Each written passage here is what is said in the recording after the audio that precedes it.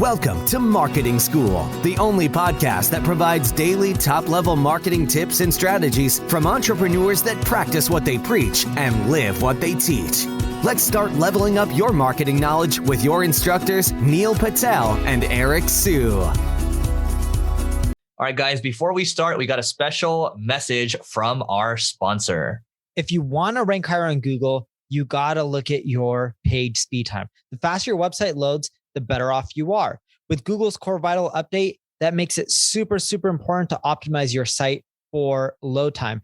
And one easy way to do it is use the host that Eric and I use, DreamHost. So just go to DreamHost or Google it, find it, check it out, and it's a great way to improve your load time.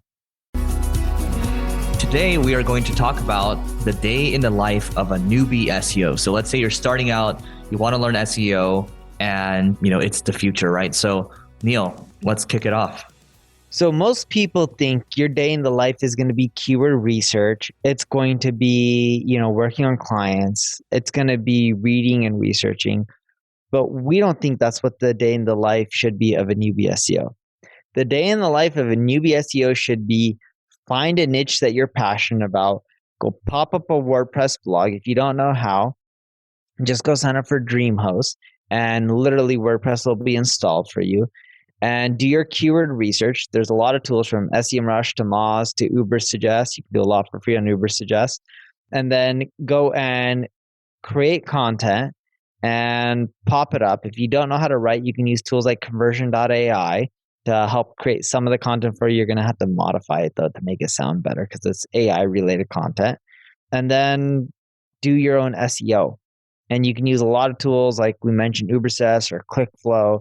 You can use Google Search Console, but your life should be doing SEO and trying to rank your own website. It shouldn't actually be working on client stuff. You're going to learn the most experimenting and working on your own site that you're passionate about. If you're not passionate about, you won't put in the time. So passion is a big key component to this. Yep. I'm just going to experience share here. So in the vein of something called Gestalt in YPO and EO. So you experience here instead of giving advice. So I'll do that.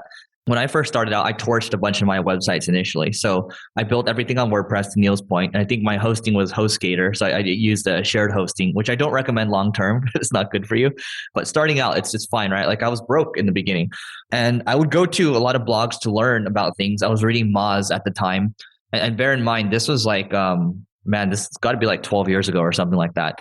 And I would read QuickSprout, which is Neil's blog. And I was like testing a lot of these different things.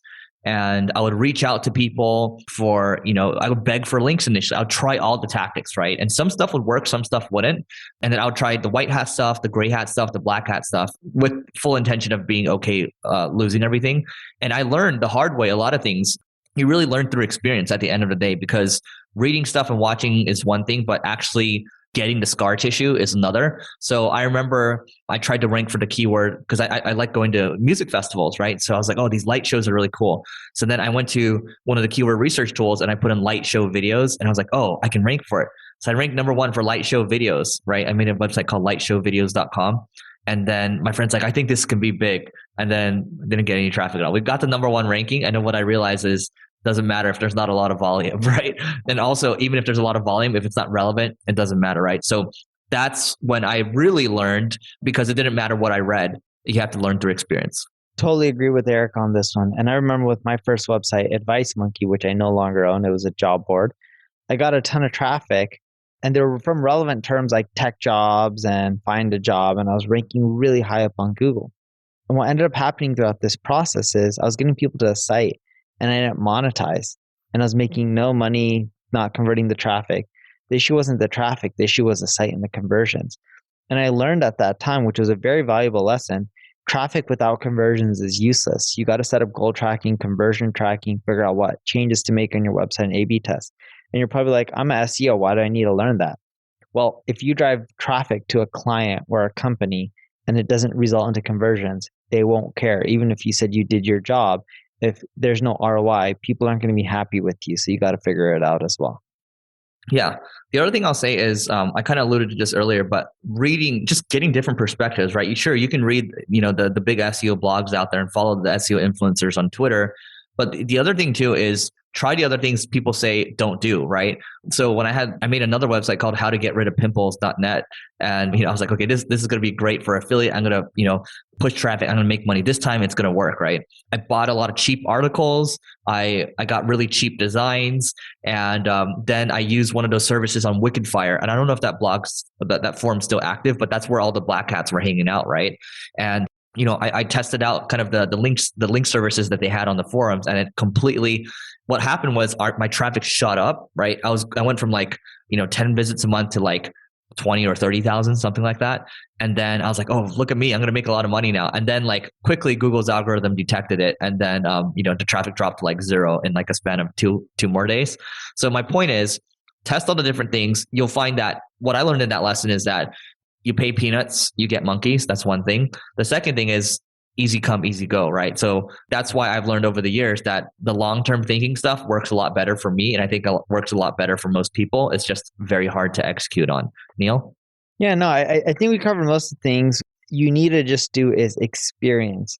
Whether you're reading or getting taught by someone else, if you don't create your own website and you don't experience, you won't fully understand SEO and become the best that you can.